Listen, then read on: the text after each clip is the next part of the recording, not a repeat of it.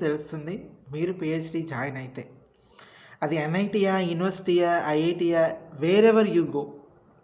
ఎట్లా ఉంటుంది అంటే అదొక డిఫరెంట్ లైఫ్. అది ఎవరు ఎక్స్‌పీరియన్స్ చేయలేరనమాట.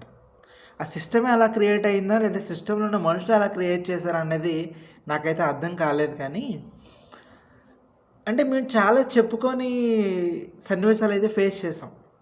ప్రతి స్కాలరు నేను మాత్రమే కాదు. అంటే ప్రతి స్కాలర్‌కి ఒక ప్రాబ్లమ్ ఉంటుంది.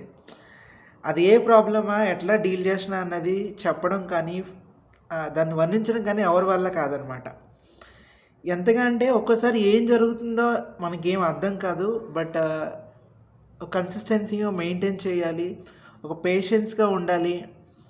కొంతమంది ముందుకెళ్ళిపోతూ ఉంటారు. మనం వెనక ఉండిపోతూ ఉంటాం. వాళ్ళని చూసినప్పుడు కంపేర్ చేసుకున్నప్పుడు లో ఫీల్ అవుతాము. డీమోటివేట్ అవుతాం.